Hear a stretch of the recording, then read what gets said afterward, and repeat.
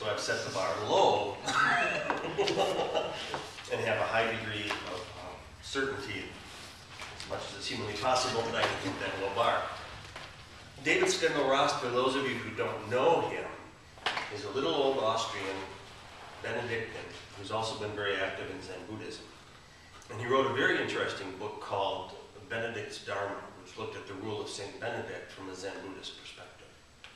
And the reading this morning is not from this little book that I've been reading, but there's a series of books called the Essential Writings that take the writings of a number of forward-thinking for their time spiritual folks and collect sort of a best of, a greatest hits book series, so you can sort of get a flavor for what the person was about. Brother David did a lot with Thomas Keating and the Centering Prayer movement, bringing that movement to restore contemplation to the Christian experience, even as he did a lot with Zen Buddhism, the meditation movement, which to me is about the same. And he's a little Austrian man with a Lutheran French accent, because part of Austria speaks French and part of it speaks German, and he actually was involved as a volunteer during the Second World War in the liberation. After the Allied troops came through and liberated Austria and Germany, he went around from community to community. I think he was a high school student at the time, or else a college student, encountering the survivors of just that experience after having survived himself with his family, a lot of bombing in his hometown. And people still today, he had such a profound impact on them, still remember him as coming and giving them hope again. So I commend him to you, even on YouTube. There's a lot of his stuff, a lot of interviews with him that are very good, and he's just a cute little guy. In addition to being substantial. But you know, so many substantial people just aren't cute little men, so. It seems obvious to talk about Thanksgiving because it's November. And I'll admit that when we look at living thankfully, in the month of November, it's filled with a lot of conflicting ideas. We say, oh, Thanksgiving goes back to when, you know, the Pilgrims came to America and they were so thankful that they could commit genocide against the Native Americans.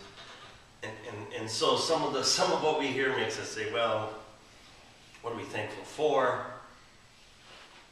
And I think that one of the blessings of a Thanksgiving holiday is that it at least raises the issue. But it can create the impression that thankfulness is a once-a-year event. We're coming through those once-a-year events this time of year. We just had the once-a-year get your candy for free day.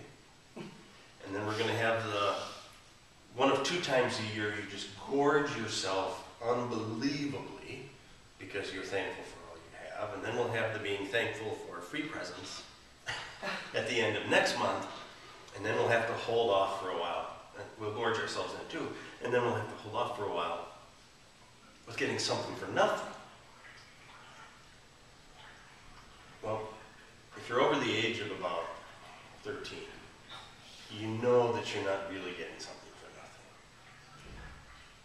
But it's kind of funny that when we think about thankfulness and gratitude, which Brother David says is very much related to living in the present moment. Because if I'm grateful, I have to be thinking about what's happening right now. I can't be grateful for something that hasn't yet arrived. And I suppose to a certain extent, I could be grateful about something that happened in the past. In fact, I know I can. But I'm still doing it right now. And so much of the human experience is about, well, it shouldn't be, but it is about not being present to this moment, to this time, to what's happening here, but rather either worrying about and regretting the past and trying to somehow change it, which you can do, simply by changing how you think about it, but that's another story for another day, or worrying about the future that isn't here yet and we can't affect. And so the result is that the present moment goes by without us present. Not unlike those times we probably all had when we were driving somewhere, and we got there, and we realized we didn't remember getting off the freeway. We didn't remember many of the turns we'd made. We ended up at the right place, so we know somehow that we must have done that. But we were off somewhere else with the majority of our attention and missed, really, that 5, 10, 15, 20 minutes, 6 hours and there's no getting that back. We see, particularly around this particular socio-political time, a lot of images. There's one that I downloaded from the internet, which has the Coca-Cola-like writing across the bottom. But instead of saying enjoy Coca-Cola, it says enjoy capitalism. And on the one side, there's a picture of a rather obese boy with French fries hanging out of his mouth and pointing and he's at a McDonald's. And on the other side is an extremely emaciated child from the African continent. Well, that's a little unfair, to say the least. But there's also this experience that we hear about from people who have much less than we do, that they're extremely grateful. So is gratitude a matter of quantity, or is gratitude a matter of just acknowledging what you have? Something about Western culture says we should be grateful if we have more than we deserve. Of course, there's varying opinions about what we deserve. Do we need the second Volvo? Is that where gratitude kicks in? Or, as the Buddha suggests, if you're not horizontal, willingly horizontal, at the moment, is that where gratitude begins? And unfortunately, a lot of our struggles with gratitude and thanksgiving have come out of the religious world. It's interesting that the reading from the Tales of the Golden Castle, which is always very serendipitous, we're just making our way through, we don't choose them to match the topic, talks about the inherent goodness of people. And how it's very rare, I would say very, very, very, very rare, almost impossible, to see that goodness destroyed, although it does get covered over with paint. I love that metaphor, different colors and different happenings.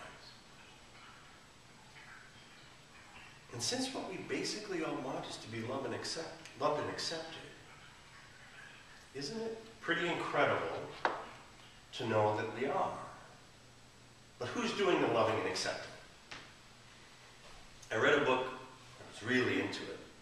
It took me less than 24 hours, which is kind of unusual. I usually draw them out because I'm reading 5 or 6 at once. But it was a book about Western Buddhism by an Australian woman named Vicky McKenzie, who interviewed a number of Western Buddhists as to what appealed to them in Buddhism. And one of the people, I forget which one, let me back up just a little bit. I had read the day before, I'm also plowing through this tome by Osho. It's really the combination of 4 books. It's called Buddha, Zen, Tantra, Tao. And it's about 650 pages. This one will not get read in 24 hours or 24 days or less. It'll be read a little bit and put it away. But Osho described this notion in Buddhism that there isn't a creator God separate from the creation. And that kind of got me thinking. And then as I was reading, and I mean, I knew that, but it got me to look at it in a different way. And then as I was reading this Western Buddhism book, a lot of the folks that Vicky McKenzie interviewed, who are all Buddhist teachers or practitioners of some sort, and some notoriety, some are composers, Philip Glass was one, but most of them, for the most part, are Buddhist teachers. A lot of them from Australia, so I didn't really know who they were, because the only Australian I know I can think of is really stuffed inside the ATM when I go to get money, and she talks to me through it. But they too talked about this whole God problem. And in our religious experience in the West, we've often been told that God believes we're somehow inherently unacceptable, that we're not okay, that it's the things that we do, you know, Catholic guilt, which has as its forerunner Jewish guilt, and has as its fallout from it, you know, after 1530 or so, Protestant guilt and Puritanism and Puritan ethics. I think those things get in the way of gratitude. And I think part of it is because we look for divinity somewhere out there, that divinity that's somehow external from creation. That idea that somehow, hovering somewhere that we haven't quite found yet, is this judgmental figure.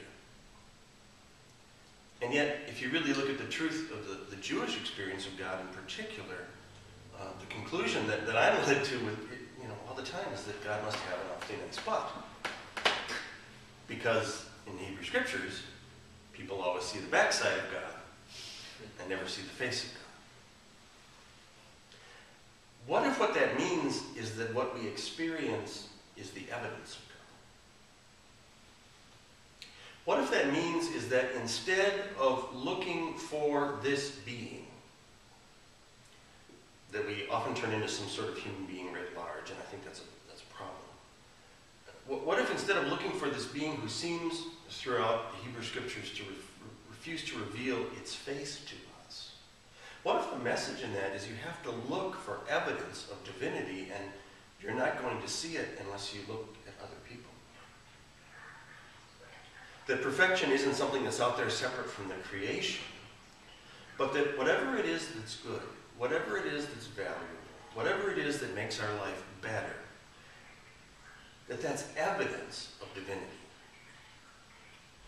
And what if we could start to transform our notion of divinity from this person into this experience? A friend of mine sent me a rather long email late last night. I found it this morning. And he's going through some discernment issues in his own life about is he called to be some sort of a spiritual leader or teacher? And he talked to his sister, who I think frustrates him more often than not. And his sister said,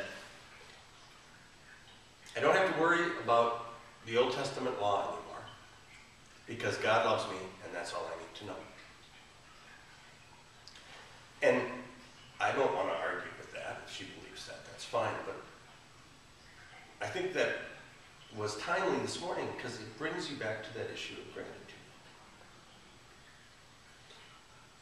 If you appreciate what you have, and moreover, if you appreciate that you're loved, even in the most platonic, innocent way, the cashier at the store is nice this morning for a change, doesn't that change us and transform us? Doesn't that call forth a response? Don't we do more than go, oh, the cashier thought I was pretty slick? Now you might say that. I say that sometimes. That's okay. But doesn't knowing that somebody cares or that something's okay really change us essentially? And doesn't it cause something to be drawn out of ourselves? Doesn't gratitude inevitably lead to generosity? And I don't necessarily mean material. Generosity with time. Generosity with paying attention. Generosity with tolerating somebody who's really getting under our nerves. If we can find the places we're grateful for even the smallest things, doesn't it make us nicer people? And if nice people is a good quality, and I think it is, doesn't that provide evidence of divinity? Doesn't it shine something out there that says, you know, somebody might just encounter us today who's having a lousy day and find out that there was at least one person who didn't want to make it worse. On Thursday night, Aaron and I went to see Michael W. Smith and Amy Grant at the Riverside Theater. And we've seen Michael W. Smith 6 or 7 times, at least, together. And she's seen him 534. And it's always interesting for me because I'm always in this crowd of folks who their spirituality is much different from mine. But I really like his music. And this was the first time I got to see Amy Grant. And Amy Grant could sing the Yellow Pages to me, and I would sit there contentedly and go, oh, yes, please, just go. Just go. But there's a part of me that has a sense of humor. And as I always watch these different expressions, you know, somebody comes to every one of those concerts and robs somebody. And the way I know is that they stand up and go like this. And what occurred to me was that I've often heard the criticism from folks who are used to expressing their spirituality in what they perceive to be a less rigid way, that people whose spirituality is more liturgical, like mine tends to be when it's not Christ on Sunday, that we are rigid and always do the same things. And I noticed that whenever one person jumped to their feet, the person with them jumped to their feet, as if it was a rule. And so what I wondered was, what would happen if we could let go of all the notions of what we should be doing in response to our experience of divinity, and just sit with that feeling of gratitude without feeling like we instantly had to respond. Like if we didn't do the right thing right there, it was going to slip away. Because just like that golden sphere inside of us, the things for which we're grateful aren't going to slip away just because we pause in this present moment to appreciate them. There's nothing wrong with having a big hairy dinner and dozing off on an tryptophan sort of high after Thanksgiving turkey. It's a moment to experience abundance. And maybe it leads us to experience other kinds of abundance that are much more subtle but much more long-lasting. And then to look at the people around us and ask this very countercultural question of ourselves about them, which is, how is this person who I've never met before a blessing to me right here and right now? You just might have to engage them to find out. But I think it's ultimately more transformative than any automatic response, than any culturally prescribed way of being. To just authentically be in this moment with what comes next. And as the Buddha suggests, if nothing else, be grateful that there is something coming next.